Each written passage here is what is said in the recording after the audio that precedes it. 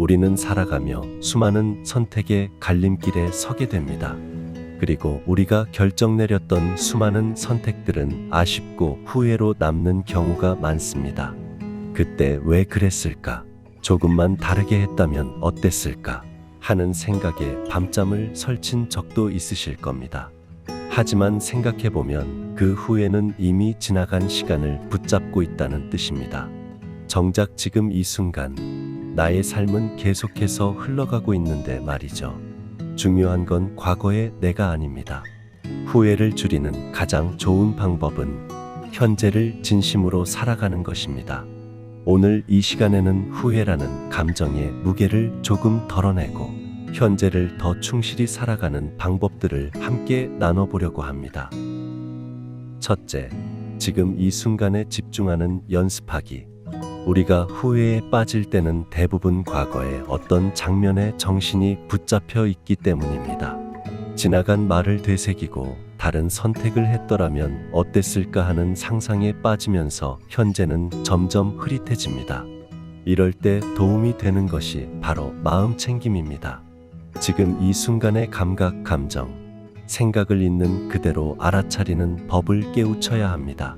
사람의 마음은 지금 여기에 머무를 때 행복감을 가장 많이 느낍니다. 방법은 간단합니다. 세상을 좀 더 자세히 보면 됩니다. 눈을 뜨고만 있지 말고 자세히 보고, 귀를 열고만 있지 말고 귀 기울여 들으면 됩니다. 그렇게 오늘에 좀 더 집중하면 행복해진 자신을 마주칠 수 있을 거예요. 독일의 작가 에크하르트 톨레는 현재의 순간 외의 삶은 존재하지 않는다. 지금 이 순간이 당신의 인생이다 라고 말했습니다. 과거는 지나갔고 미래는 아직 오지 않았습니다. 지금 이 순간에 충실할 때 후회는 자연스레 작아집니다.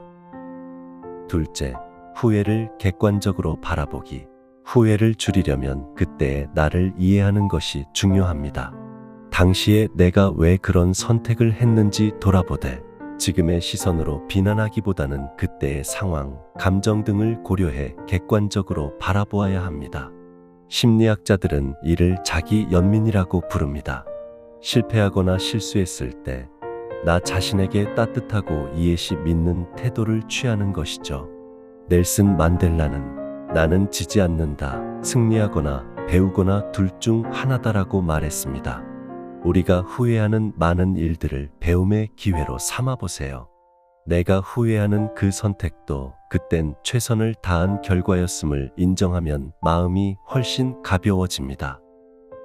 셋째, 과거의 후회 대신 현재의 감사로 채우기. 후회의 감정은 주로 잃어버린 것, 하지 못한 것에 집중하게 만듭니다. 반면 감사는 아직 남아있는 것, 이미 가진 것을 바라보게 해줍니다. 이 두 감정은 정반대의 성향이라 감사하는 마음이 커질수록 자연스럽게 후회는 줄어들게 됩니다. 현재를 감사로 채우는 가장 좋은 방법 중 하나는 감사일기를 작성하는 것입니다. 사소하더라도 주변에 감사한 일들을 생각하고 기록하고 마음속에 채워나가는 것입니다. 처음에는 억지로 적는 것일 수 있지만 며칠만 지속해도 생각의 초점이 자연스럽게 긍정적인 방향으로 바뀌는 걸 느낄 수 있습니다. 이런 습관은 마음의 부정 편향을 극복하는 데 도움을 준다는 것을 수많은 연구 결과가 입증하고 있습니다. 캘리포니아 대학의 연구에 따르면 10주 동안 매주 감사한 일들을 적은 참가자들은 그렇지 않은 참가자들에 비해 더 낙관적이고 행복감을 느꼈다고 합니다. 또한 감사는 느끼는 것에서 더 나아가 표현하는 것으로 확장될 때 효과가 더 커집니다. 오늘 덕분에 기분이 좋아졌어요. 항상 감사합니다. 이런 간단한 말 한마디가 나 자신은 물론 상대방에게도 큰 위로가 됩니다. 표현된 감사는 관계를 부드럽게 만들고 내 마음속의 후회를 덜어내는 데도 도움이 됩니다. 사람은 하루에도 수십 번씩 무엇을 놓치고 아쉽고 실수합니다. 그 순간마다 감사할 것을 하나라도 떠올릴 수 있다면 마음의 중심은 다시 지금 이 순간으로 돌아옵니다. 감사는 특별한 사람이 하는 특별한 일이 아닙니다. 누구나 오늘부터 할 수 있는 선택입니다.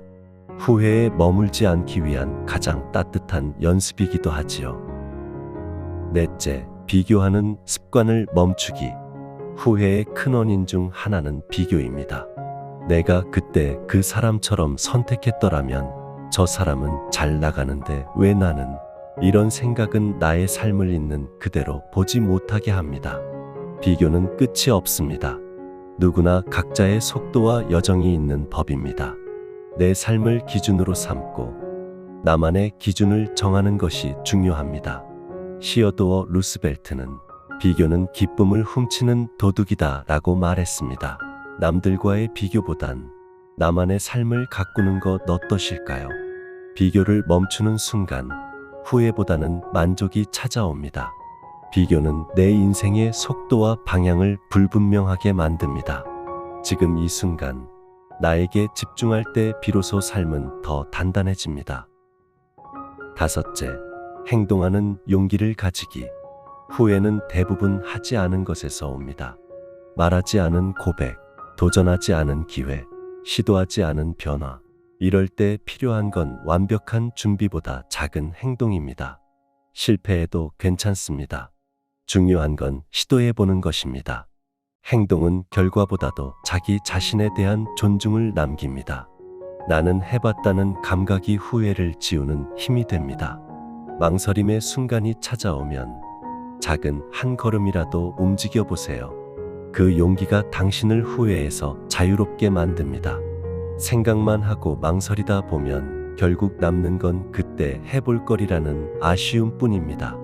아무리 작은 움직임이라도 직접 행동에 옮기는 순간 후회는 줄고 경험과 배움이 쌓이기 시작합니다.